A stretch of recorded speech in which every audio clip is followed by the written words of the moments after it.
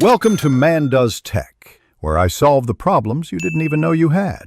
You start by confirming the device is unlocked and the sharing app is active. This matters because you will revoke permissions for that specific app.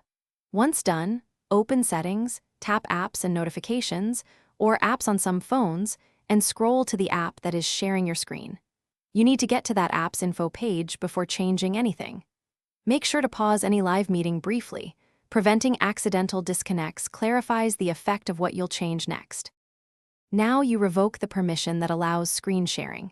Tap Permissions or Advanced Permissions and look specifically for screen capture, screen sharing, or display over other apps. Vendors label it differently. Tap that entry and choose Deny or toggle it off. If there's a pop-up, confirm you want to stop sharing. This stops new captures and often ends current streams. After toggling, back out of Settings and re-enter the Meeting app to verify the Share UI is gone, and the app can't restart sharing. Finish by confirming the share is stopped inside the Meeting app.